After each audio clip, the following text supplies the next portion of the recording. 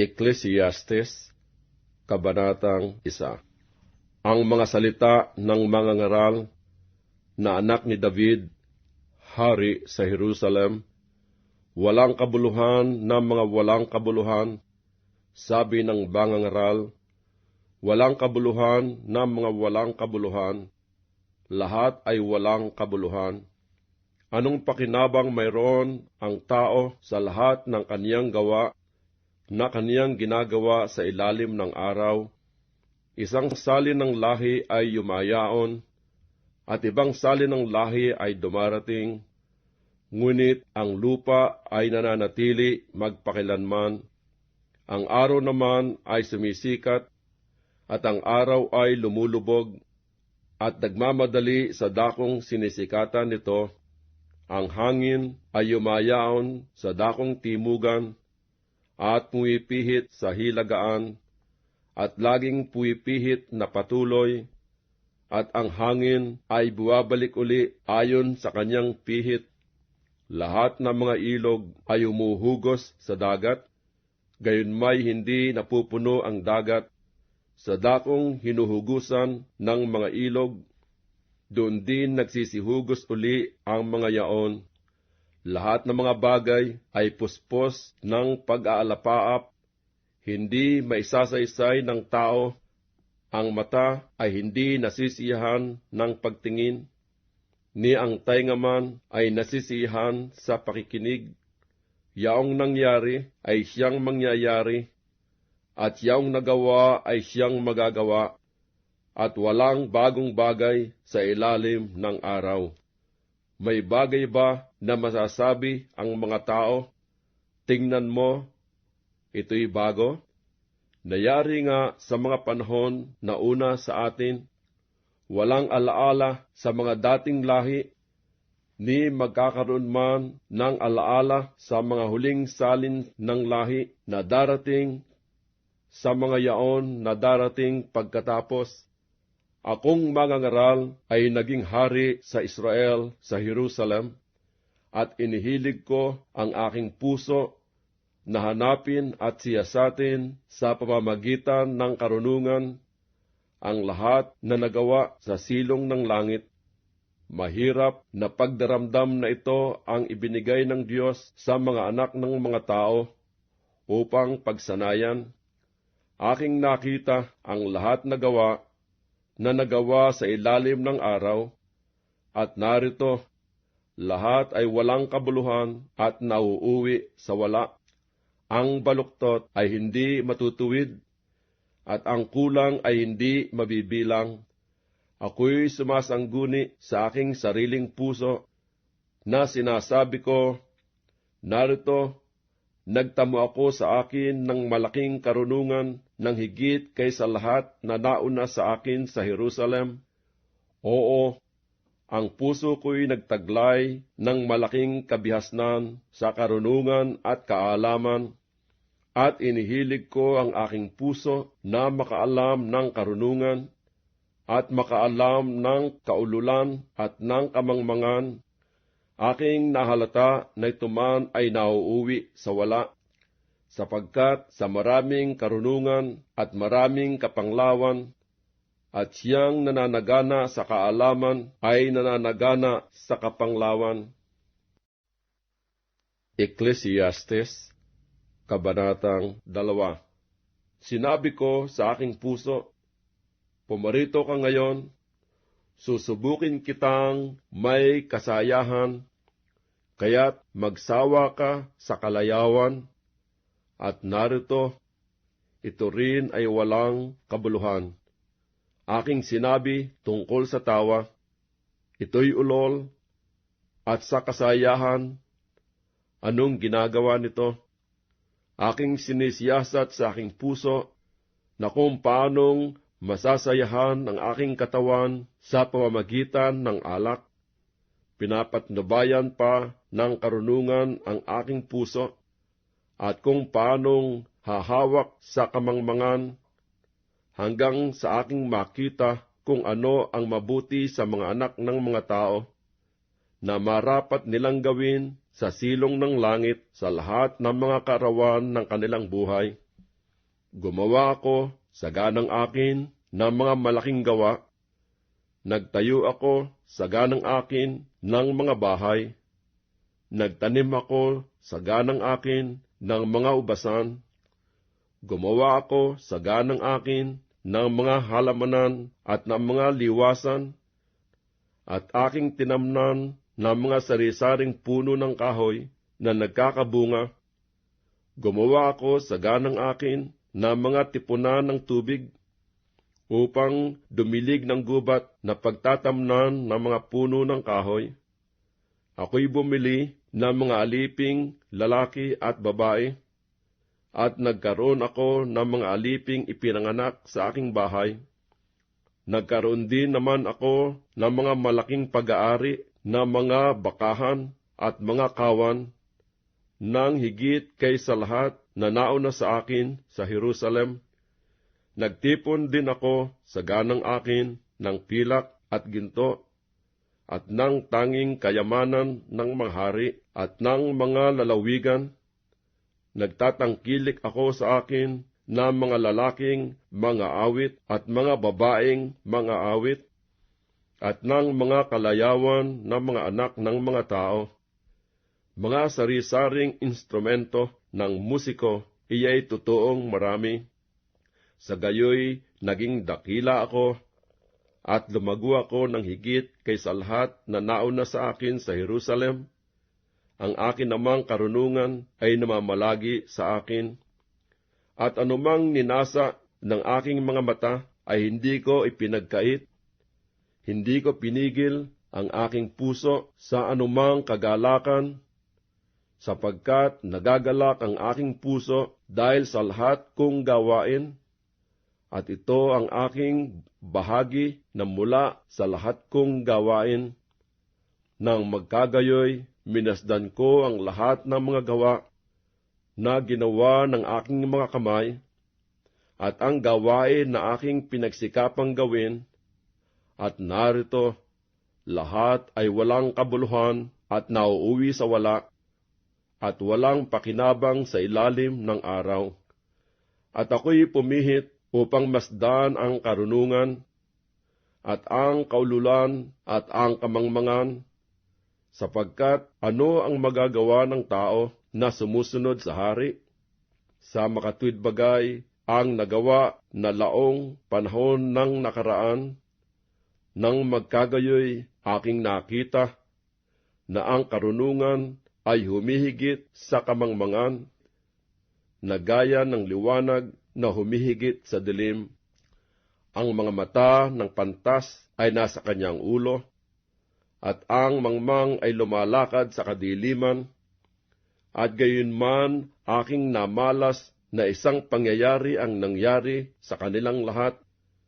Nang magkagayoy sinabi ko sa puso ko, kung ano ang nangyari sa mangmang, gayon ang mangyayari sa akin. At bakit pa nga ako naging lalong pantas? Nang magkagayoy sinabi ko sa puso ko, na ito man ay walang kabuluhan.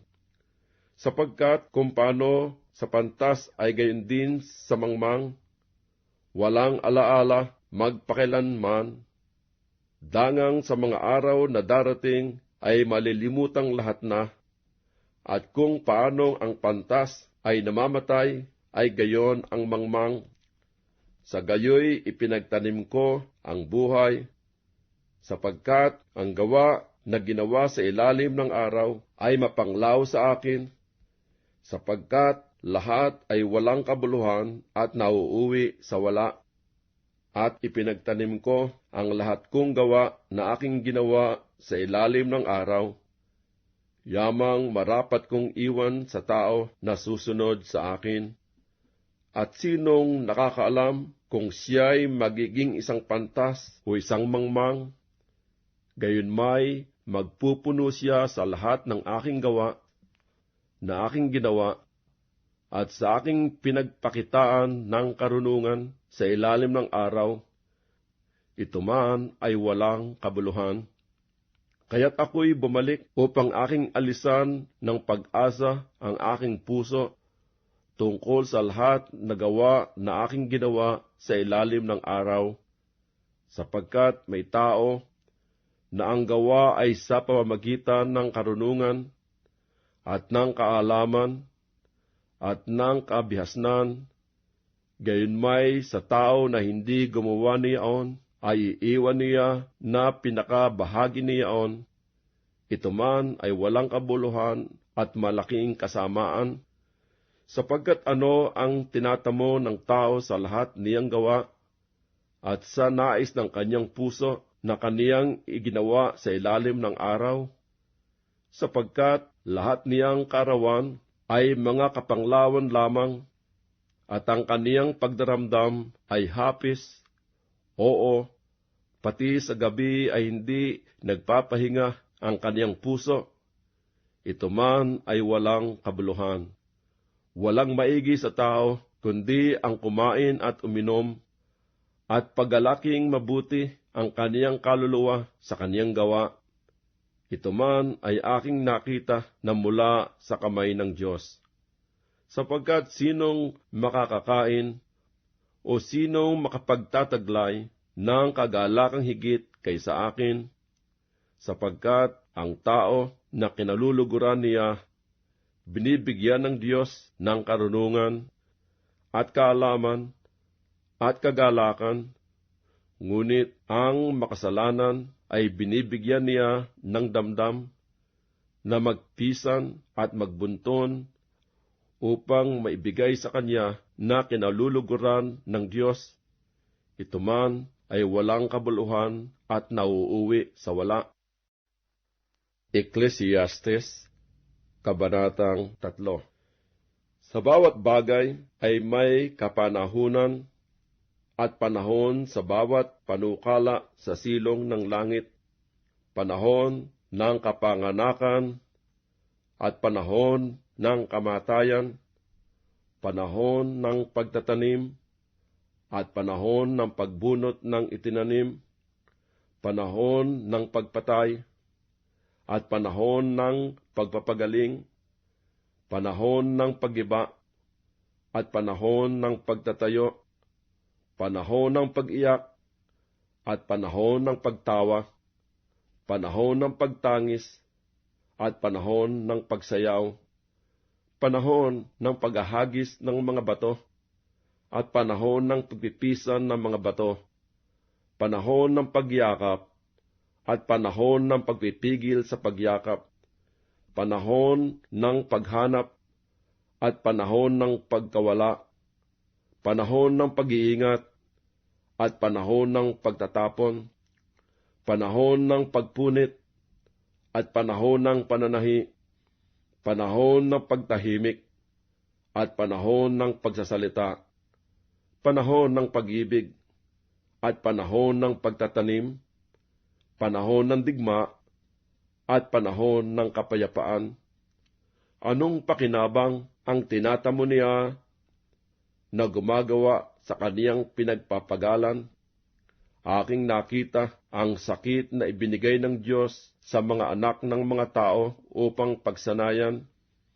Ginawa niya ang bawat bagay na maganda sa kapanahunan niyaon. Inilagay rin niya ang sanglibutan sa kanilang puso, na anupat hindi matalos ng tao ang gawa na ginagawa ng Diyos mula sa pasimula hanggang sa wakas. Nalalaman ko na walang maigi sa kanila kaysa magalak at gumawa ng mabuti habang sila'y nabubuhay. At ang bawat tao rin naman ay marapat kumain at uminom at magalak sa kabutihan sa lahat niyang gawa. Siyang kaloob ng Diyos. Nalalaman ko na anumang ginagawa ng Diyos, magiging magpakailanpaman, walang bagay na maidadagdag o anumang bagay na maaalis, at ginawa ng Diyos upang ang tao ay matakot sa harap niya. Ang nangyari sa nagdaan ay nangyari na, at ang mangyayari pa ay nangyari na rin, at hinahanap uli ng Diyos ang nakaraan na, At bukod dito'y aking nakita sa ilalim ng araw, sa dako ng kahatulan, na nandoon ang kasamaan, at sa dako ng katuwiran, na nandoon ang kasamaan. Sinabi ko sa puso ko, hahatulan ng Diyos ang matuwid at ang masama, sapagkat may panahon doon sa bawat panukala at sa bawat gawa. Sinabi ko sa puso ko, dahil sa mga anak ng mga tao, upang subukin sila ng Diyos, at upang kanilang makita na sila'y mga hayop lamang, sapagkat ang nangyayari sa mga anak ng mga tao ay nangyayari sa mga hayop. Sa makatuwid bagay, isang bagay ang nangyari sa kanila, kung paanong namamatay ang hayop, gayon namamatay ang tao. Oo, silang lahat ay may isang hininga, at ang tao ay wala ng karangalang higit sa hayop, sapagkat lahat ay walang kabuluhan. Lahat ay nagsisiyaon sa isang dako, lahat ay buhat sa alabok, at lahat ay nangauuwi sa alabok uli. Sinong nakakalam ng diwa ng tao kung napapailang lang, at ng diwa ng hayop kung napaiibaba sa lupa? Kaya't aking nakita na walang bagay na maigi, kundi ang tao ay magalak sa kaniyang mga gawa, sapagkat siyang kaniyang bahagi, sapagkat sinong magbabalik sa kaniya upang makita ang mangyayari pagkamatay niya? Ecclesiastes, Kabanatang 4. Na magkagayoy, pumihit ako, at aking nakita ang lahat na kapighatian na nagawa sa ilalim ng araw, at narito ang mga luha ng mga yaon na napipighati, at wala silang mga aliw, at sa siping ng mga namimighati sa kanila ay may kapangyarihan, ngunit wala silang mga aliw. Kaya't aking pinuri ang patay na namatay na, nang higit kaysa may buhay na nabubuhay pa. Oo, maigi kaysa kanila kapwa ang hindi ipinanganak, na hindi nakakita ng masamang gawa na nagawa sa ilalim ng araw. Nang magkagayoy, nakita ko ang lahat ng gawa, at bawat gawang mainam na dahil dito ay pinananaghilian ang tao ng kaniyang kapwa. Ito man ay walang kabuluhan at nauuwi sa wala. Inihahalukip-kip ng mangmang ang kaniyang mga kamay, at kumakain ng kaniyang sariling laman. Maigi ang isang dakot na may katahimikan, kaysa 2 dakot na may kahirapan at walang kabuluhan. Nang magkagayoy, bumalik ako, at aking nakita ang walang kabuluhan sa ilalim ng araw. May isa na nag-iisa, at siya'y walang pangalawa. Oo, siya'y walang anak o kapatid man, gayon may walang wakas sa lahat niyang gawa. Ni nasisihan man ang kaniyang mga mata sa mga kayamanan. Dahil kanino nga, sabi niya, nagpapagal ako, at binabawahan ko ang aking kaluluwa ng mabuti. Ito man ay walang kabuluhan. Oo, mahirap na damdam. 2 ay maigi kaysa isa, sapagkat sila'y may mabuting kagantihan sa kanilang gawa. Sapagkat kung sila'y mabuwal, ibabangon ng isa ang kaniyang kasama. Ngunit sa aba niya na nag-iisa, pagka siya'y nabuwal at walang iba na magbabangon sa kanya. Muli, kung ang 2 ay mahigang magkasama, may init nga sila. Ngunit paanong makapagpapainit ang isa na nag-iisa? At kung ang isang tao ay manaig laban sa kanya na nag-iisa, ang dalawa ay makakalaban sa kanya, at ang panaling 3 ikid ay hindi napapatid na madali. Maigi ang dukha at pantas na bata kaysa matanda at mangmang na hari, na hindi nakakaalam ng pagtanggap ng payo pa, sapagkat mula sa bilangguan ay lumabas siya upang maghari. Oo, sa kaniyang kaharian nga ay ipinanganak siyang dukha. Aking nakita ang lahat na may buhay, na nagsisilakad sa ilalim ng araw, na sila'y kasama ng bata, ng ikalawa na tumatayo na kahalili niya. Walang wakas sa lahat ng bayan, sa makatwid bagay sa lahat na pinaghaharian niya. Gayunmay silang darating pagkatapos ay hindi mga gagalak sa kanya. Tunay na ito man ay walang kabuluhan at nauuwi sa wala. Ecclesiastes, Kabanatang 5. Ingatan mo ang iyong paa pagka ikaw ay napasa sa bahay ng Diyos, sapagkat ang paglapit upang makinig ay maigi kaysa magbigay ng hain ng mga mangmang, sapagkat hindi nila nalalaman na sila'y nagsisigawa ng kasamaan. Huwag kang pakabigla ng iyong bibig, at huwag magmadali ang iyong puso na magsalita ng anumang bagay sa harap ng Diyos, sapagkat ang Diyos ay nasa langit, at ikaw ay nasa lupa.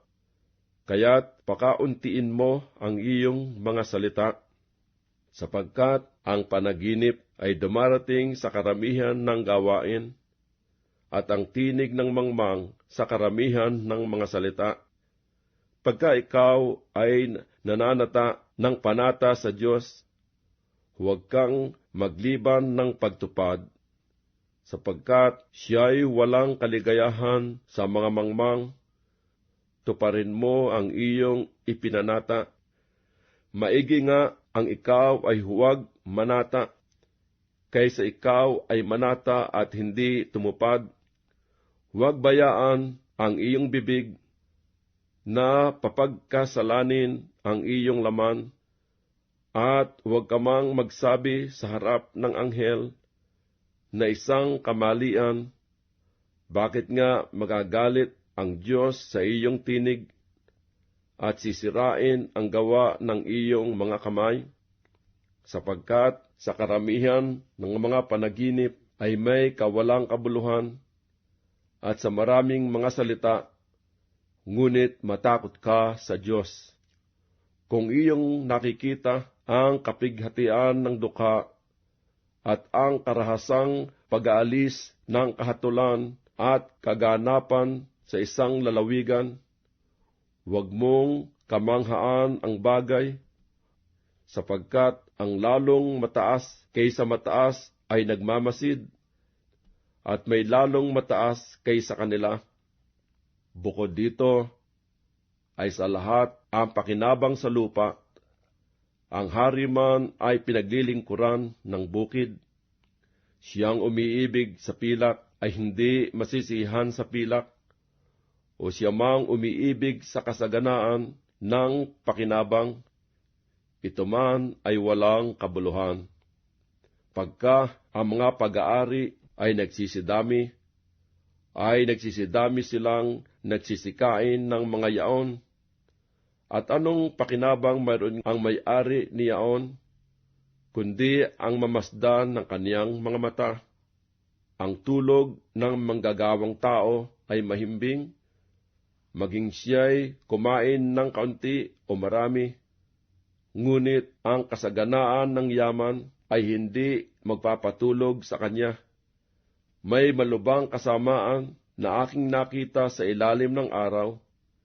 Ito nga, ang mga yamang iniingatan ng may-ari ni yaon sa kapahamakan niya, at ang mga yamang yaon ay nawawala ng masamang pangyayari, at kung siya'y magkaanak ng lalaki, walang maiiwan sa kaniyang kamay. kung paanong siya'y lumabas sa bahay bata ng kanyang ina, hubad na yayaon siya uli na gaya ng siya'y dumating, at hindi magdadala ng anuman sa kaniyang nagawa, na kaniyang madadala sa kaniyang kamay. At ito man ay malubhang kasamaan, na kung paano siya dumating, ay gayon siya yayaon, at anong pakinabang mayroon siya na gumagawa sa hangin. Lahat ng mga araw naman niya ay ikinakain niya sa kadiliman, at siya ay totoong nayayamot at may sakit at pag-iinit. Narito na aking nakita na mabuti at ukol sa isa ang kumain at uminom at magalak sa kabutihan sa lahat niyang gawa na kaniyang ginagawa sa ilalim ng araw, lahat ng mga karawan ng kaniyang buhay na ibinigay sa kaniya ng Diyos, sapagkat ito'y kaniyang bahagi. Bawat tao rin naman na binigyan ng Diyos ng mga kayamanan at mga pag-aari, at binigyan ng kapangyarihan na kumain niyaon, at kumuha ng kanyang bahagi, at magalak sa kanyang gawa, ito'y kaloob ng Diyos. Sapagkat hindi niya alalahaning lubha ang mga kaarawan ng kanyang buhay, sapagkat sinasagot siya ng Diyos sa kagalakan ng kaniyang puso. Ecclesiastes, Kabanatang 6.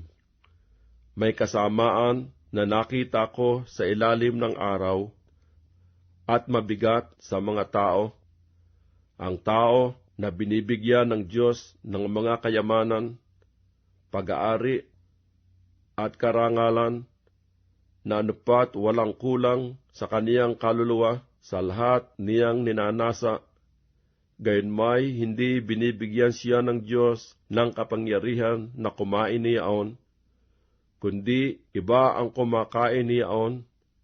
Ito'y walang kabuluhan at masamang sakit.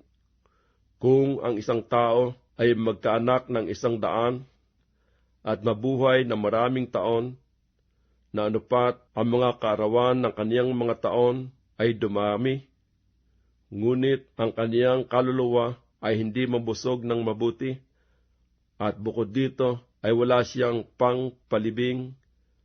Aking sinasabing maigi ang isang naagas kaysa kanya, sapagkat dumarating na walang kabuluhan at yumayaon sa kadiliman, at ang pangalan niyon ay natatakpan ng kadiliman. Bukod dito ay hindi nakita ang araw o nakilala man.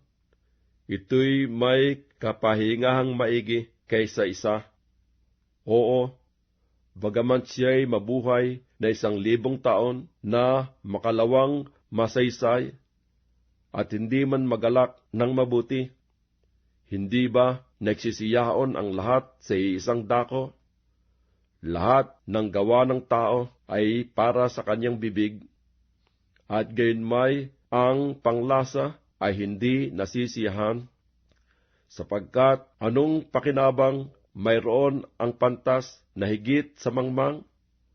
O anong pakinabang mayroon ang dukha na maalam lumakad sa harap ng mga buhay? Maigi ang paningin ng mga mata kaysa pagdidili-dili. Ito man ay walang kabuluhan at nauuwi sa wala. Anumang nangyari, ang pangalan niyaon ay natawag ng malaon, at kilala na siya'y tao, na hindi maaaring makipagtalo siya sa lalong makapangyarihan kaysa kanya. Yamang maraming bagay na nangagdaragdag ng walang kabuluhan, ano ang lalong ikinaigi ng tao? Sapagkat sinong nakakaalam kung ano ang mabuti sa tao sa kanyang buhay? Lahat ng mga kaarawan ng kaniyang walang kabuluhang buhay na kaniyang ginugol na gaya ng anino. Sapagkat sinong makapagsasaysay sa tao kung ano ang mangyayari pagkamatay niya sa ilalim ng araw? Ecclesiastes, Kabanatang 7. Ang mabuting pangalan ay maigi kaysa mahalagang ungkwento, at ang kaarawan ng kamatayan kaysa kaarawan ng kapanganakan. Maigi ang pasabahay ng tangisan kaysa bahay ng pistahan, sapagkat siyang wakas ng lahat ng mga tao at ilalagak ng may buhay sa kanyang puso. Kapanglawan ay maigi kaysa pagtawa, sapagkat sa kapanglawan ng muka ay sumasaya ang puso. Ang puso ng pantas ay nasa bahay ng tangisan, ngunit ang puso ng mangmang ay nasa bahay ng kasayahan. Maigi ang makinig ng saway ng pantas kaysa isang tao'y makinig ng awit ng mga mangmang, sapagkat kung paano ang lagitik ng mga tinik sa ilalim ng palyok, gayon ang tawa ng mangmang, ito may walang kabuluhan. Tunay na nagpapamangmang sa pantas ang pagkapighati, at ang suhol ay sumisira ng unawa. Maigi ang wakas ng isang bagay kaysa pasimula niyaon, at ang matiising loob ay maigi kaysa palalong loob. Huwag kang magagalitin sa iyong kalooban, sapagkat ang galit ay nagpapahinga sa sinapupunan ng mga mangmang. Huwag mong sabihin, ano ang kadahilanan na ang mga unang araw ay maigi kaysa mga ito, sapagkat hindi ka nag-uusisang may katalinuhan tungkol dito. Karunungan ay mabuting gaya ng mana. Oo, lalong marilag sa ganang kanila na nakakakita ng araw, sapagkat ang karunungan ay sanggalang sa makatuwid bagay gaya ng salapi na sanggalang, ngunit ang karilagan ng kaalaman ay iniingatan ng karunungan ang buhay niya na nagtatangkilik niyaon. Gunitain mo ang gawa ng Diyos, sapagkat sinong makapagtutuwid ng ginawa niyang baluktot? Sa kaarawan ng kaginawahan ay magalaka, at sa kaarawan ng kahirapan ay gumunita ka. Oo, ginawa ng Diyos ang isa sa siping ng isa, upang ang tao ay huwag makasumpong ng anumang bagay na mangyayari pagkamatay niya. Lahat ng tao ay nakita ko sa mga kaarawan ng aking walang kabuluhan. May matuwid na namamatay sa kaniyang katuwiran, at may masama na umahaba ang buhay sa kaniyang masamang gawa. Huwag kang lubhang magpakamatuwid, ni huwag ka mang lubhang magpakapantas. Bakit sisirain mo ang iyong sarili? Huwag kang magpakasamang luba, ni magpakamangmang man. Bakit ka mamamatay bago dumating ang iyong kapanahunan? Mabuti na ikaw ay manghawak dito. Oo, doon man ay huwag mong iurong ang iyong kamay, sapagkat siyang natatakot sa Diyos ay lalayo sa lahat na yaon. Karunungan ay kalakasan sa pantas, na higit kaysa 10 pinuno na nangasabayan. Tunay na walang matuwid sa lupa, na gumagawa ng mabuti at hindi nagkakasala. Huwag ka rin namang makinig sa lahat ng mga salita na sinasalita. Baka marinig mong sinusumpa ka ng iyong alipin, sapagkat madalas ding nalalaman ng iyong sariling puso na ikaw ay sumumpa rin sa mga iba. Lahat ng ito ay tinikmang ko sa karunungan. Aking sinabi, ako'y magiging pantas, ngunit malayo sa akin. Ang nilikha ay malayo at totoong malalim. Sinong makaaabot? Ako'y pumihit at inilagak ang aking puso na umalam at sumiyasat at humanap ng karunungan at ng kadahilanan ng mga bagay, at umalam na ang kasamaan ay kamangmangan, at ang kamangmangan ay kaululan. At nakasumpong ako ng bagay na lalong mapait kaysa kamatayan. Sa makatuwid bagay, ang babae na ang puso ay mga silo at mga bitag, at ang kaniyang mga kamay ay gaya ng mga panali. Ang nalulugod sa Diyos ay tatakas sa kanya, ngunit ang makasalanan ay makukuha niya. Narito, ito'y aking nasumpungan, sabi ng mga ngaral, na iniaagapay ang isang bagay sa iba upang matagpuan ang kadahilanan, na hinahanap pa ng aking kaluluwa, ngunit hindi ko nasumpungan. Isang tao sa 1,000 ang aking nasumpungan, ngunit isang babae sa lahat ng mga yaon ay hindi ko nasumpungan. Narito, ito lamang ang aking nasumpungan, na ginawang matuwid ng Diyos ang tao, ngunit nagsihanap sila ng maraming katha. Ecclesiastes, Kabanatang 8. Sino ang gaya ng pantas na lalaki, at sinong nakakaalam ng kahulugan ng isang bagay? Ang karunungan ng tao ay nagpapasilang ng kaniyang mukha, at ang katigasan ng kaniyang mukha ay nababago. Ipinapayo ko sa iyo, ingatan mo ang utos ng hari, at siya'y dahil sa sumpa ng Diyos. Huwag kang magmadaling umalis sa kaniyang harapan, huwag kang mamalagi sa masamang bagay, sapagkat kaniyang ginagawa ang anumang kaniyang kalugdan, sapagkat ang salita ng hari ay may kapangyarihan, at sinong makapagsasabi sa kanya, anong ginagawa mo? Ang nag-iingat ng utos ay hindi nakakaalam ng masamang bagay, at ang puso ng pantas ay nagbubulay ng panahon at kahatulan, sapagkat sa bawat panukala ay may kapanahunan at kahatulan, sapagkat ang karalitaan ng tao ay malaki sa kanya, sapagkat hindi niya nalalaman ang mangyayari, sapagkat sinong makapagsasaysay sa kanya kung paanong mangyayari?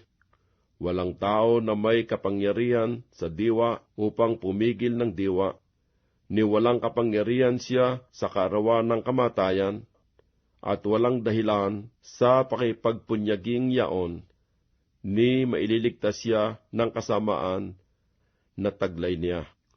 Lahat ng tao ay nakita ko, at inihilig ko ang aking puso sa bawat gawa na nagawa sa ilalim ng araw. May panahon na ang isa ay may kapangyarihan sa isa sa kaniyang kapahamakan, at gayon din nakita ko ang masama na nakalibing at nagsidating sa hukay, at silang nagsigawa ng matuwid ay nagsialis sa dakong banal, at nalimutan sa bayan.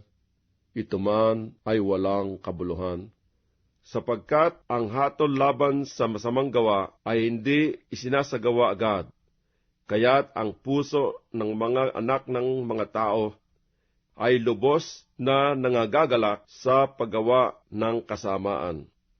Bagaman ang makasalanan ay gumawa ng kasamaan na makaisang-daan at humaba ang kaniyang buhay, gayon may tunay na talastas ko, na ikabubuti nilang nangatatakot sa Diyos, na nangatatakot sa harap niya.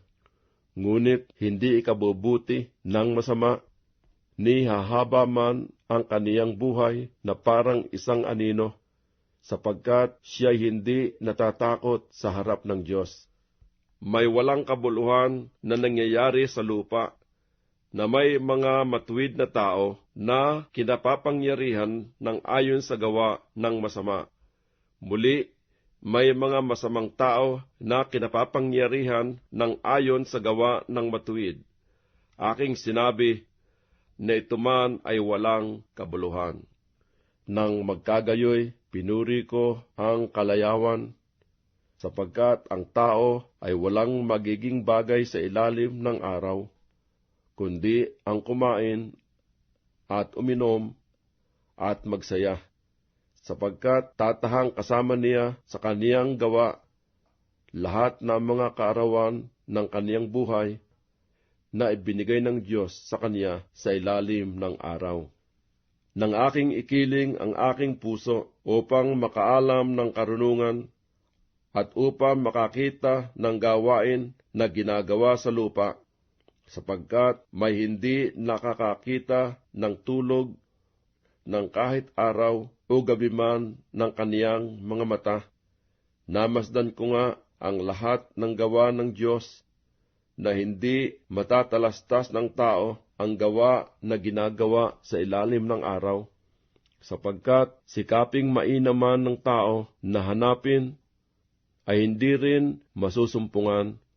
Oo, bukod dito, bagaman isipin ng pantas na maalaman, hindi rin niya masusumpungan. Ecclesiastes, Kabanatang 9. Sapagkat lahat ng to ay inilaga ko sa aking puso, upang siyasatin ang lahat ng ito, na ang matuwid at ang pantas at ang kanilang mga gawa ay nanga sa kamay ng Diyos, maging pag-ibig o pagtatanim hindi nalalaman ng tao. Lahat ay nanga sa harap nila. Lahat ng mga bagay ay nagsisidating na para sa lahat.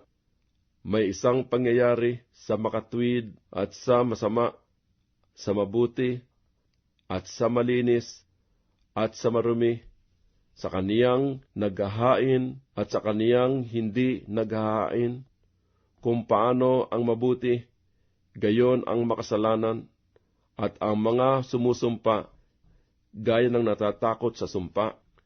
Ito'y isang kasamaan sa lahat na nalikha sa ilalim ng araw, na may isang pangyayari sa lahat. Oo, gayon din, ang puso ng mga anak ng mga tao ay puspos ng kasamaan, at kaululan ang nasa kanilang puso habang sila'y nangabubuhay, at pagkatapos niyaon ay napatutungo sa pagkamatay. Sapagkat sa kaniya na napisan sa lahat na may buhay ay may pag-asa, sapagkat ang buhay na aso ay maigi kaysa patay na leon, sapagkat nalalaman ng mga buhay na sila'y nangamamatay, ngunit hindi nalalaman ng patay ang anumang bagay, ni meron paman silang kagantihan, sapagkat ang alaala sa kanila ay nakalimutan, maging ang kanilang pag-ibig, gaya ng kanilang pagtatanim at ng kanilang pananaghili ay nawala ngayon, na wala man silang anumang bahagi pa na magpakailanman sa anumang bagay na nagawa sa ilalim ng araw. Yumaon ka ng iyong lakad, kumain ka ng iyong tinapay na may kagalakan, at uminom ka ng iyong alak na may masayang puso, sapagkat tinanggap na ng Diyos ang iyong mga gawa. Maging maputing lagi ang iyong mga suot, at huwag magkulang ng ungkwento ang iyong ulo. Ikaw ay mabuhay na masaya, nakalakip ng asawa na iyong iniibig sa lahat na mga karawan ng buhay ng iyong walang kabuluhan, na kaniyang ibinigay sa iyo sa ilalim ng araw. Lahat ng mga karawan ng iyong walang kabuluhan, sapagkat iyan ang iyong bahagi sa buhay, at sa iyong gawa na iyong ginagawa sa ilalim ng araw. Anumang masumpungang gawain ng iyong kamay, gawin mo ng iyong kapangyarihan, sapagkat walang gawa, ni kathaman, ni kaalaman man, ni karunungan man, sa Siol na iyong pinaparunan.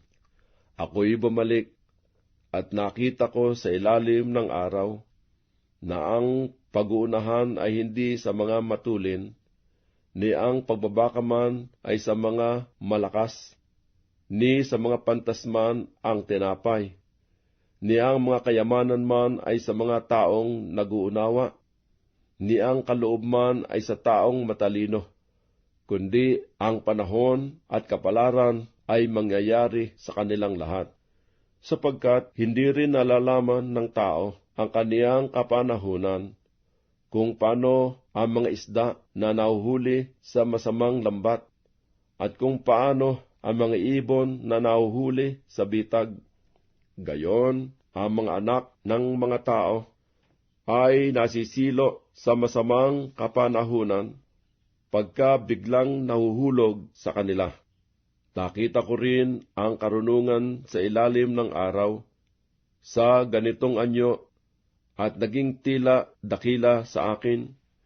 Nagkaroon ng maliit na bayan at iilan ang tao sa loob niyaon, at may dumating na dakilang hari laban doon, at kumubkob at nagtayo ng mga malaking tanggulan laban doon. May nasumpungan nga roong isang dukhang pantas na lalaki, at iniligtas niya ng kaniyang karunungan ang bayan. Gayon may walang umaalaala sa dukhang lalaking yaon. Nang magkagayoy sinabi ko, karunungan ay maigi kaysa kalakasan. Gayon may karunungan ng dukhang taong yaon ay hinamak, at ang kaniyang mga salita ay hindi dininig. Ang mga salita ng pantas na sinalitang marahan ay narinig na higit kaysa hiyaw ng pagpupuno sa mga mangmang. Karunungan ay maigi kaysa mga sandata sa pakikipagdigma, ngunit ang isang makasalanan ay sumisira ng maraming mabuti. Ecclesiastes, Kabanatang 10. Ang mga patay na langaw ay nagpapabaho sa ungkwento ng manggagawa ng pabango. Gayon, ang munting kamangmangan ay sumisira ng karunungan at karangalan. Ang puso ng pantas na tao ay nasa kaniyang kanang kamay, ngunit ang puso ng mangmang ay sa kaniyang kaliwa. Oo, gayon din, pagka ang mangmang ay lumalakad sa daan, ay nawawalan siya ng bait, at kaniyang sinasabi sa bawat isa na siya'y isang ulol. Kung ang diwa ng pinuno ay bumangon laban sa iyo, huwag kang umalis, sapagkat ang pagpapakalumanay ay nagpapalikat ng mga malaking pagkagalit. May isang kasamaan na nakita ko sa ilalim ng araw, na tila kamalian na nanggagaling sa pinuno. Ang mangmang ay nauupo sa malalaking karangalan, at ang mayaman ay nauupo sa mababang dako. Nakakita ko ng mga alipin na nakasakay sa mga kabayo, at ng mga pangulo na nagsisilakad sa lupa na gaya ng mga alipin. Siyang humuhukay ng lungaw ay mahuhulog doon, at ang sumisira sa pader ay kakagatin siya ng ahas. Ang tumatabas ng mga bato ay masasaktan niyaon, at ang puwapalakol ng kahoy ay napapanganib doon. Kung ang bakal ay pumurol at hindi ihasa ninuman ang talim, marapat nga niyang gamitin ng lalong kalakasan, ngunit ang karunungan ay pinakikinabangang magturo.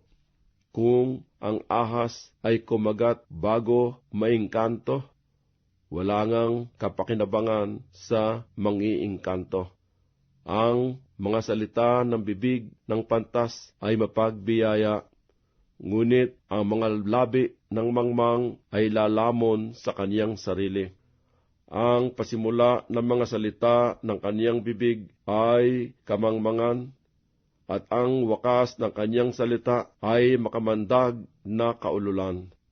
Ang mangmang din naman ay nagpaparami ng mga salita, gayon may hindi nalalaman ng tao kung ano ang mangyayari. At ang mangyayari pagkamatay niya, sinong makapagsasaysay sa kaniya?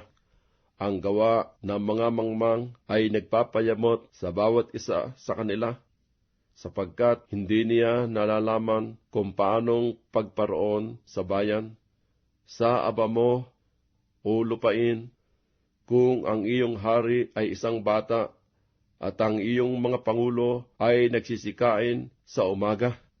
Mapalad ka, o lupain, kung ang iyong hari ay anak ng mga mahal na tao, at ang iyong mga pangulo ay nagsisikain sa kaukulang panahon, sa ikalalakas, at hindi sa paglalasing.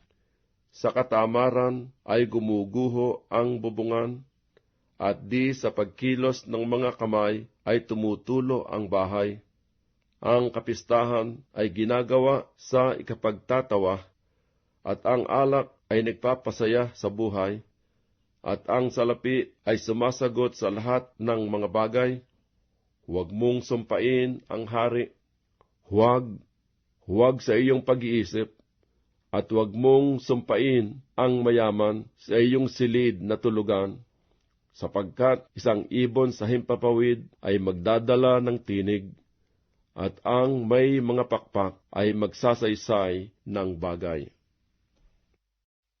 Ecclesiastes, Kabanatang 11.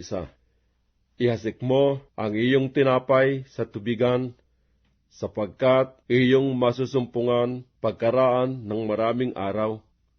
Magbigay ka ng bahagi sa 7, oo, sa 8, sapagkat hindi mo nalalaman kung anong kasamaan ang mangyayari sa lupa. Kung ang mga alapaap ay mapuno ng ulan, ay tumutulo sa lupa, at kung ang punong kahoy ay mabuwal sa dakong timugan, o sa dakong hilagaan, sa dakong kinabuwalan ng kahoy, ay doon ito mamamalagi. Ang nagmamalas sa hangin ay hindi maghahasik, at ang tumitingin sa mga alapaap ay hindi aani. Kung paanong hindi mo nalalaman kung ano ang daan ng hangin, o kung paano mang lumalaki ang mga buto sa bahay bata ng buntis, gayon hindi mo nalalaman ang gawa ng Diyos na gumagawa sa lahat. Ihasik mo sa umaga ang iyong binhi, at huwag mong iurong ang iyong kamay sa hapon, sapagkat hindi mo nalalaman kung alin ang tutubo, kung ito o yaon, o kung kapwa magiging mabuti. Tunay na ang liwanag ay mainam, at masayang bagay sa mga mata na magsitingin sa araw. Oo, kung ang tao ay mabuhay ng maraming taon, magalak siya sa lahat ng yaon. Ngunit alalahanin niya ang mga kaarawan ng kadiliman, sapagkat magiging marami. Lahat ng dumarating ay walang kabuluhan.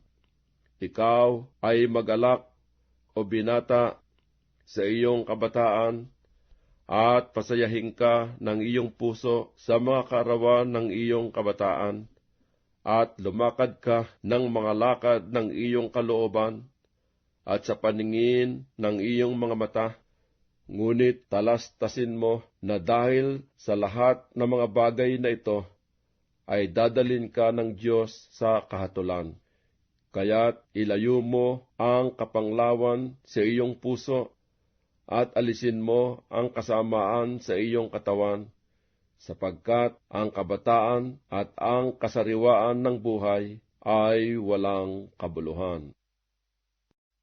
Ecclesiastes, Kabanatang 12. Alalahanin mo rin naman ang may lalang sa iyo sa mga kaarawan ng iyong kabataan, bago dumating ang mga masamang araw, at ang mga taon ay lumapit, pagka iyong sasabihin, wala akong kaluguran sa mga yaon. Bago ang araw at ang liwanag, at ang buwan at ang mga bituin ay magdilim, at ang mga alapaap ay magsibalik pagkatapos ng ulan. Sa kaarawan na mga tagapag-ingat ng bahay ay mga nginginig, at ang mga malakas na lalaki ay napapayukod, at ang mga manggigiling ay mga glilikat sapagkat sila'y kaunti, at yaong nagsisidungaw sa mga dungawan ay mga sisilaw, at ang mga pintuan ay sasarhan sa mga lansangan, pagka ang tunog ng giling ay humina, at ang isa'y babangon sa tinig ng ibon, at lahat ng mga anak na babae ng tugtugin ay mabababa. Oo, sila'y mga tatakot sa mataas, at ang mga kakilabutan ay mapapasadaan, at ang puno ng almendro ay mamumulaklak, at ang balang ay magiging pasan, at ang pita ay manglulupaypay, sapagkat ang tao ay puwapanaw sa kaniyang malaong tahanan, at ang mga tagapanangis ay nagsisigala sa mga lansangan, bago ang panaling pilak ay mapatid, o ang mangkok na ginto ay mabasag, o ang banga ay mabasag sa bukal, o ang gulong ay masira sa balon, at ang alabok ay mauwi sa lupa gaya ng una, at ang diwa ay mababalik sa Diyos na nagbigay sa kanya. Walang kabuluhan na mga walang kabuluhan, sabi ng mangangaral, lahat ay walang kabuluhan. At bukod dito, sapagkat ang mangangaral ay pantas, ay nagpapatuloy siya ng pagtuturo ng kaalaman sa bayan. Oo, siya'y nangaral at sumiyasat at umayon ng maraming kawikaan.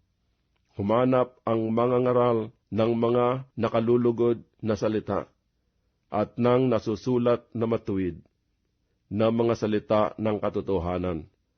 Ang mga salita ng pantas ay gaya ng mga tulis at gaya ng mga pako na nakakapit na mabuti. Ang mga salita ng mga pangulo ng mga kapulungan na nabigay mula sa isang pastor. At bukod dito, anak ko, maaaralan ka tungkol sa paggawa ng maraming aklat ay walang wakas, at ang maraming pag-aaral ay kapaguran ng katawan. Ito ang wakas ng bagay, lahat ay narinig. Ikaw ay matakot sa Diyos, at sundin mo ang kanyang mga utos, sapagkat ito ang buong katungkulan ng tao, sapagkat dadalhin ng Diyos ang bawat gawa sa kahatulan, pati ng bawat kubling bagay, maging ito'y mabuti o maging ito'y masama.